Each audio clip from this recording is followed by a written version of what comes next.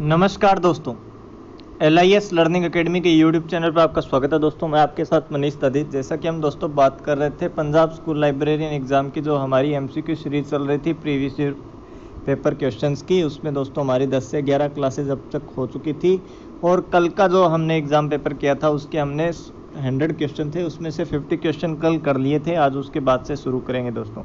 तो दोस्तों अभी तक आपने अगर YouTube चैनल को सब्सक्राइब नहीं किया तो एक बार ज़रूर सब्सक्राइब कर लेना ताकि आने वाला हर वीडियो आप तक पहुंच सके। इसके अलावा वीडियो को दोस्तों लाइक भी कर देना और हर एक ग्रुप में शेयर भी कर देना। तो दोस्तों हम समय स्पॉइल ना करने के बजाय हम हमारे क्वेश्चन की ओर बात करेंगे और आपके पास भी बहुत कम दिन है। तो दोस्तों हमारा पहला क्वेश्चन क्या है, देखिए ध्यान से। What is trade bibliography? कि ट्रेड बिबिलियोग्राफी क्या है? इनमें से जो है बताना है कि जो बिबिलियोग्राफी है, बिबिलियोग्राफी का एक टाइप होता है ट्रेड, यानी ट्रेड से याद रख सकते हो आप व्यापारिक दोस्तों, बिजनेस याद रख सकते हो। तो बताइए what is trade bibliography? Option A list of author bibliography, option 2 list of special bibliography, option 3 list of books of trade library, या option 4 list of books and other printed material available in the country for sale through publisher या book seller. तो बताइए दोस्तों question number 51 है, इसका right answer क्या होगा? अब आप हिंदी में भी समझने की कोशिश करना दोस्तों। हिंदी में इसको बोलते हैं व्यापार ग्रंथ सूची। क्या है व्यापार? आप पता लग गया दोस्तों, बिजनेस से मतलब है और इसको ट्रेड भी कहा जाता है। क्या कहा जाता है? ट्रेड। बिबिलियोग्राफी कौन सी होगी? ट्रेड। क्लियर? ये जो ट्रेड बिबिलियोग्राफी है ये इनमें से क्या है? क्या लेखक ग्रंथ सूची की सूची है कि लेखकों की सूची है या विशेष ग्रंथ सूची है? ऑप्शन 3 व्यापार पुस्तकालयों की पुस्तक सूची है, या ऑप्शन 4 पुस्तकों या मुद्रित सामग्री की सूची जो कि प्रकाशक या पुस्तक विक्रेता के पास देश में विक्रय हेतु उपलब्ध हो, यानी बेचने हेतु उपलब्ध हो। तो याद रखना दोस्तों, जो कि बेचने हेतु उपलब्ध है। List of books and other printed material available in the country for sale through publisher या बुक, वो होती है दोस्तों ट्रेड बिबिलियोग्राफी। यानी इसका आंसर क्या होगा? ऑप्शन नंबर 4 क्वेश्चन नंबर आपके 51 का राइट ऑप्शन होगा दोस्तों। अब बढ़ते हैं हमारे नेक्स्ट क्वेश्चन की ओर। देखिए ध्यान से, नेक्स्ट क्वेश्चन क्या कहता है। Library staff life salary is a part of, कि जो लाइब्रेरी की स्टाफ सैलरी है वो किसका एक भाग है इनमें से? Option A plan budget, option D non plan budget, option 3 zero budget, या ऑप्शन 4 एस्टिमेट बजट। तो बताइए library staff salary is a part of किस प्रकार के बजट का भाग है या पार्ट है?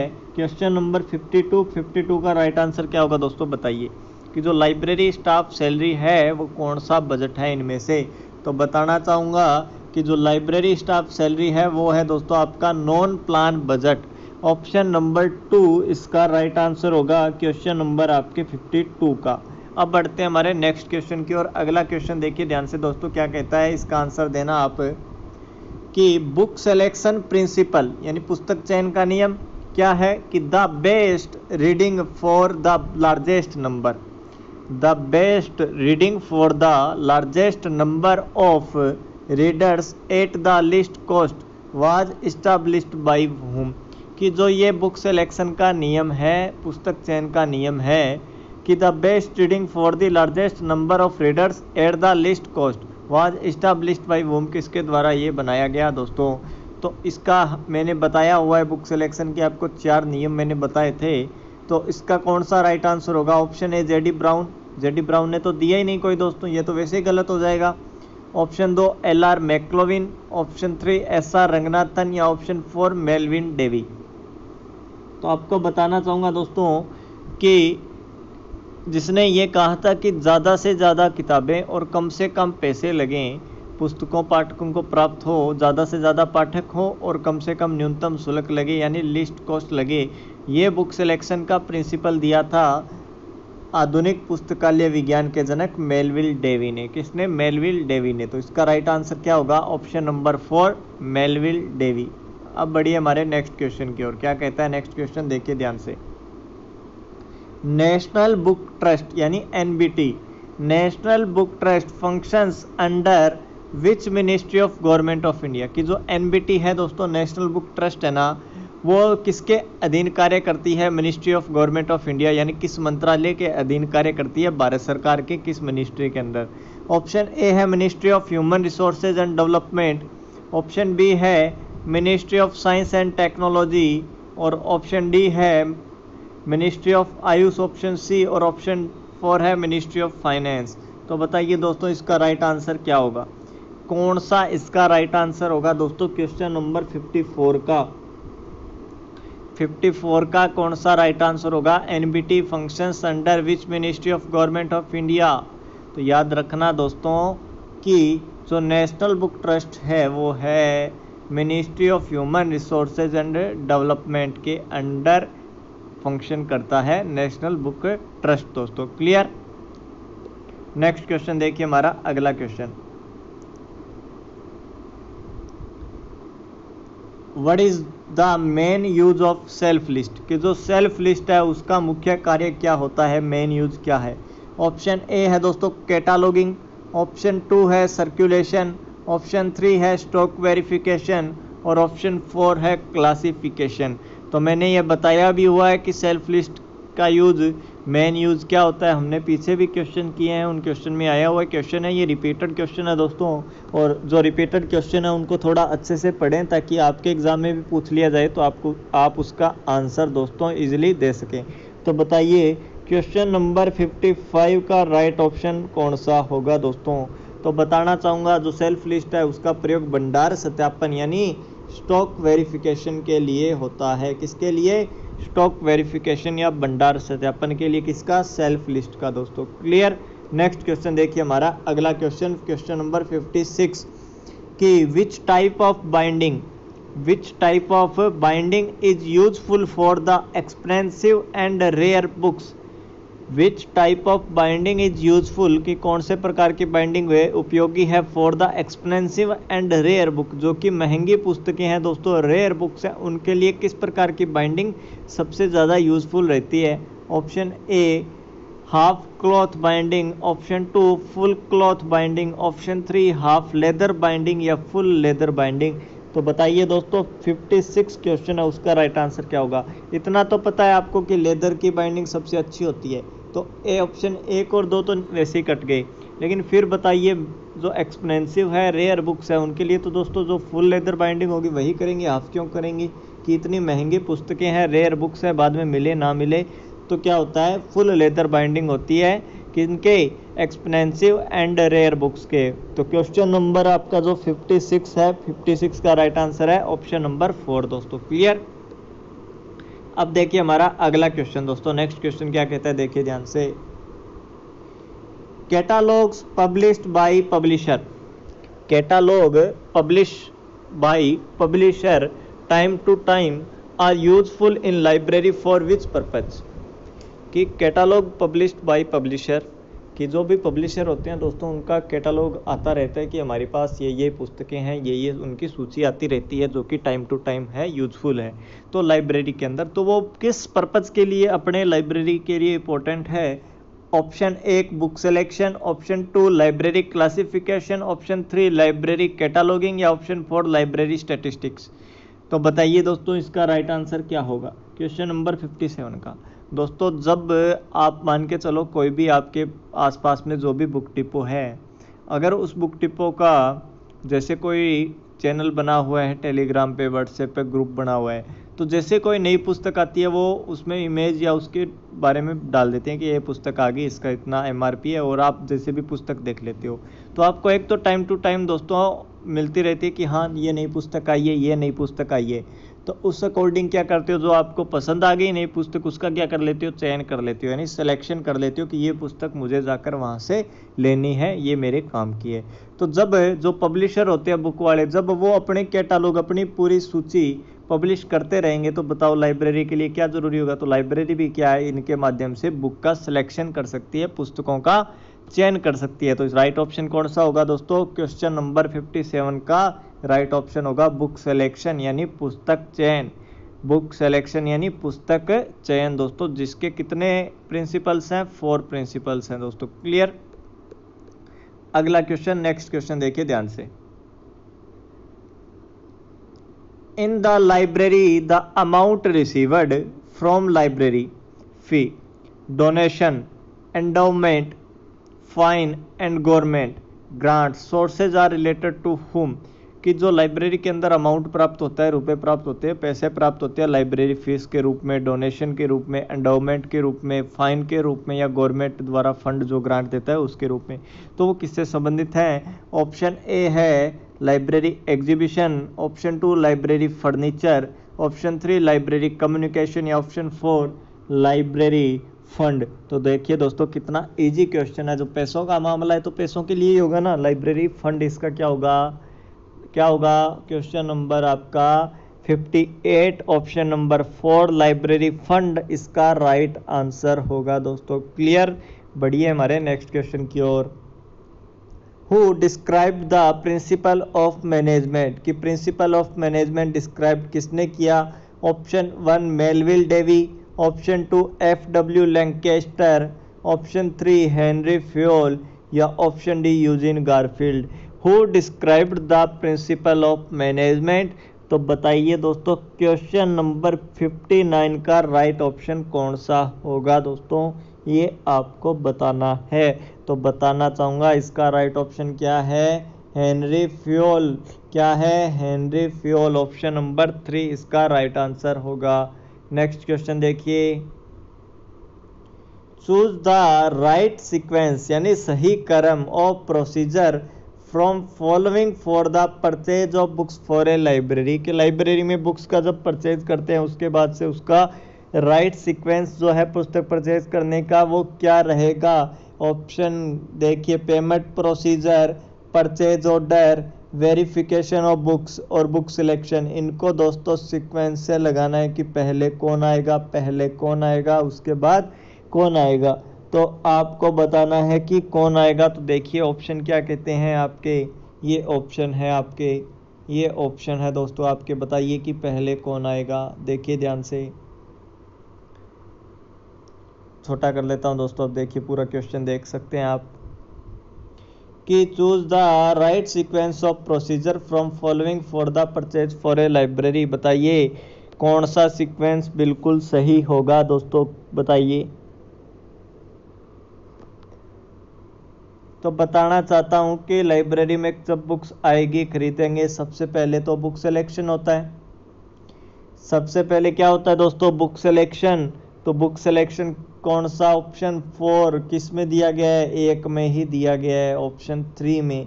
इसके अलावा किसी में भी दिया ही नहीं गया है। तो दोस्तों एक ही ऑप्शन से आपने इस क्वेश्चन का राइट आंसर दे देंगे। उसके बाद में परचेज ऑर्डर दे देंगे, उसके बाद में वेरिफिकेशन बुक कर देंगे, वेरिफिकेशन के होने के बाद पेमेंट कर देंगे।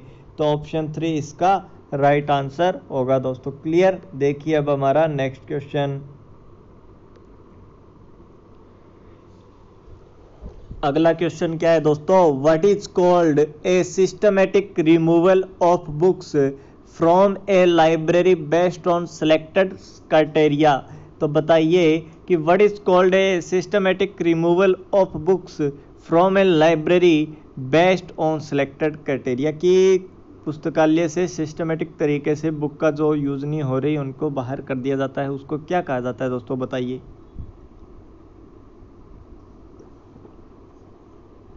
समझने का भी प्रयास करना कि चयनित मापदंडों के आधार पर पुस्तकालय से पुस्तकों का व्यवस्थित निष्कासन यानी बाहर करना क्या कहलाता है। तो मैंने बताया था कि लाइब्रेरी से बुक को बाहर करना, दो ही टर्म आपको याद रखने हैं।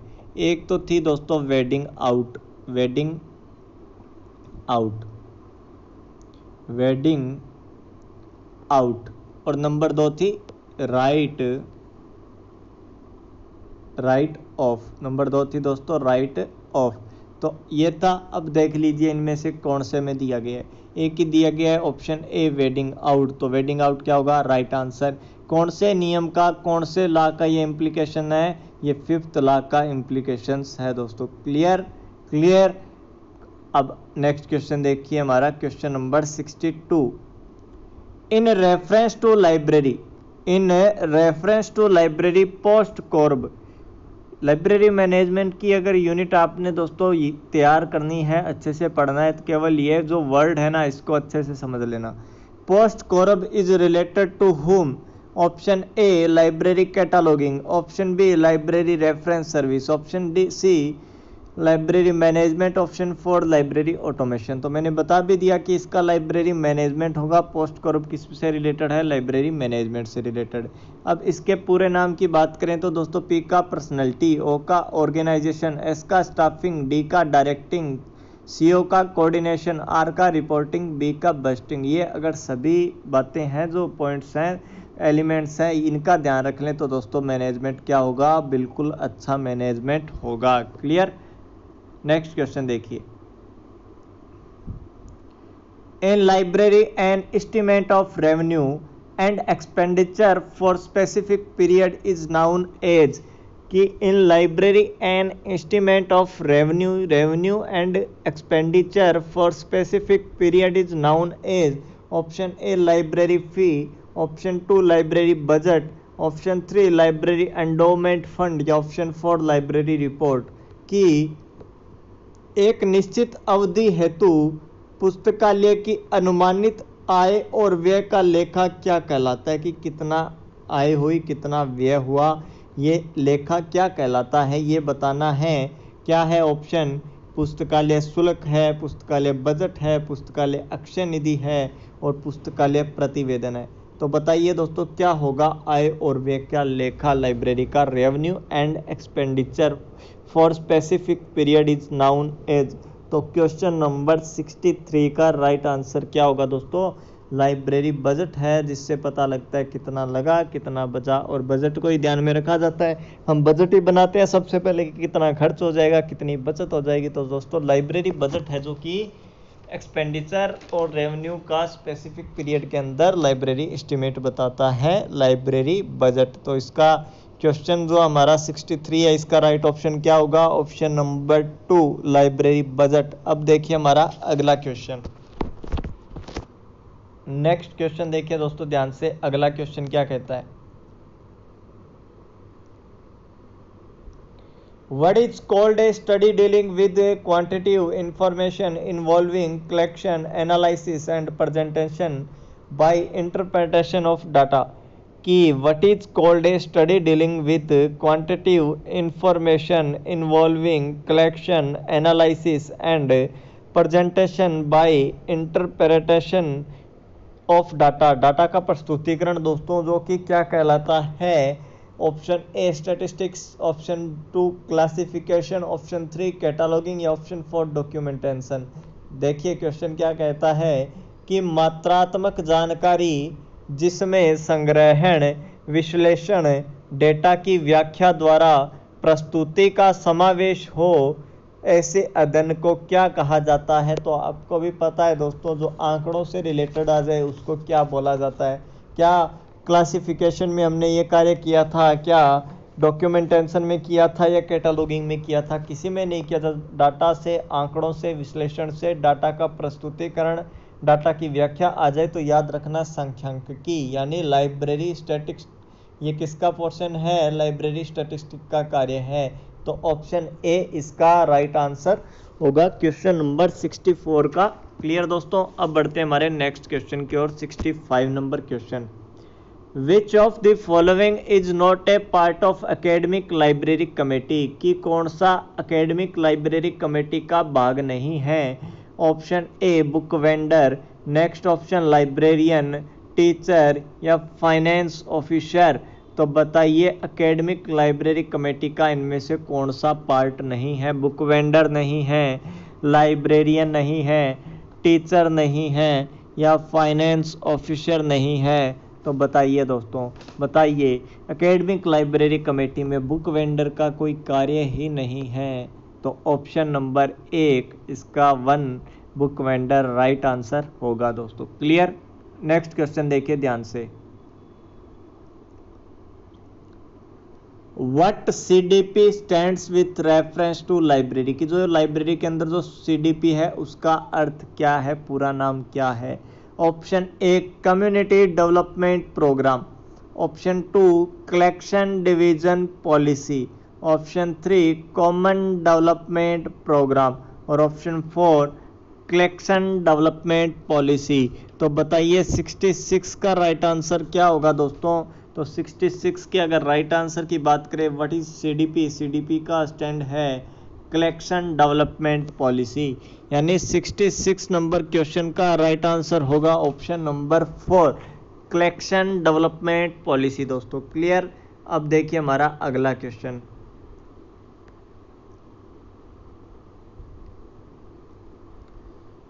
कि doctor S R Ranganathan was the chairman of the UGC university grant commission library committee in which year. कि जो डॉक्टर रंगनाथन जी थे वो कब यूजीसी के चेयरमैन थे, किस वर्ष चेयरमैन थे यूजीसी कमेटी के, ना कि दोस्तों सीधा यूजीसी के। तो जो क्वेश्चन 67 नंबर क्वेश्चन है, इसका राइट आंसर बताना है आपको कि doctor S R Ranganathan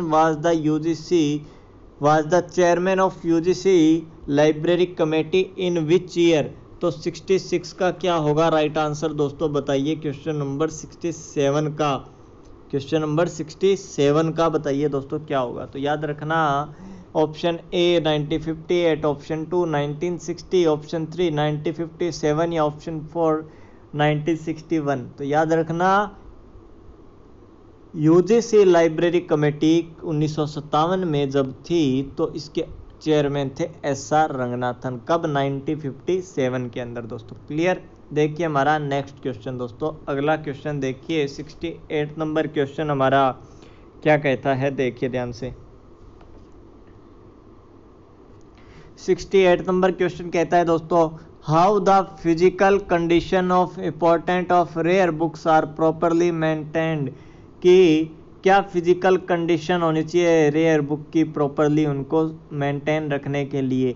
option A collation, option 2 conservation, option 3 self arrangement या ऑप्शन 4 ऑर्गेनाइजेशन।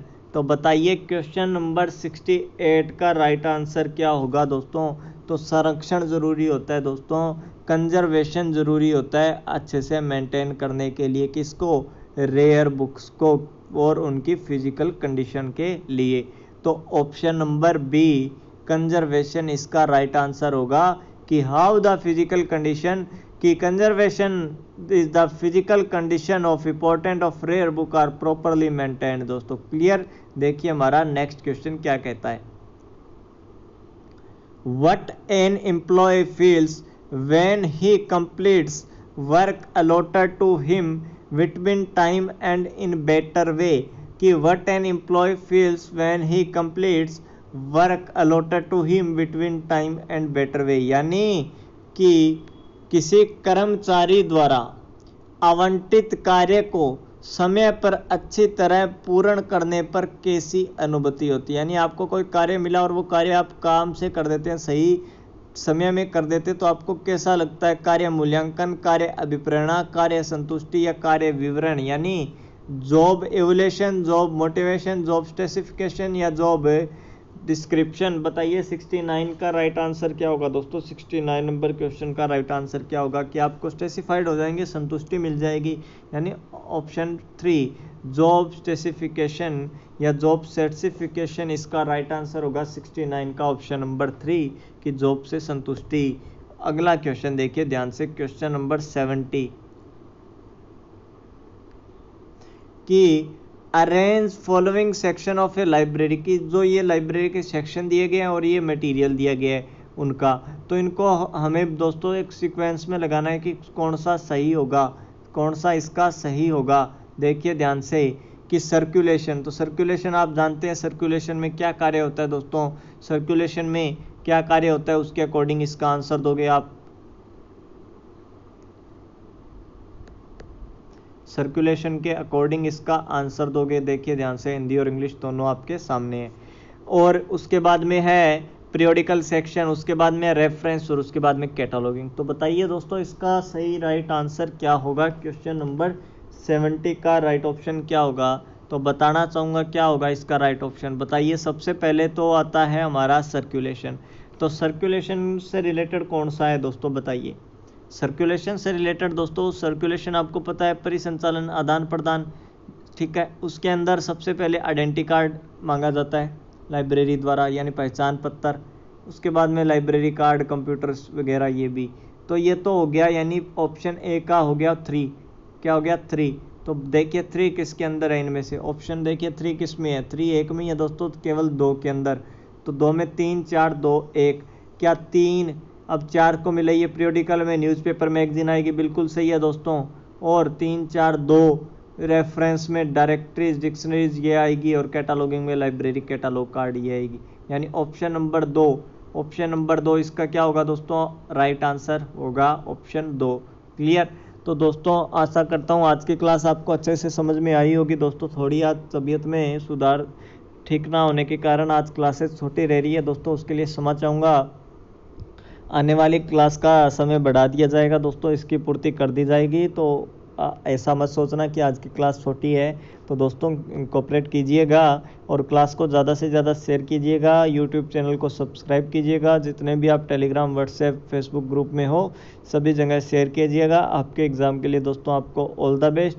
और आने वाली क्लास है, जो आज की क्लास का समय कम रहा है, तो आने वाली क्लास का समय बढ़ाकर इसकी पूर्ति कर दी जाएगी। और कोशिश रहेगी कि आपको जब भी कल हो या जब भी क्लास हो, तो आपको एक दिन में 2 क्लासेस देकर भी ये समय की पूर्ति कर दी जाएगी, क्लास की पूर्ति कर दी जाएगी दोस्तों। तो धन्यवाद दोस्तों, LIS लर्निंग एकेडमी के साथ जुड़े रहिए। बहुत बहुत धन्यवाद।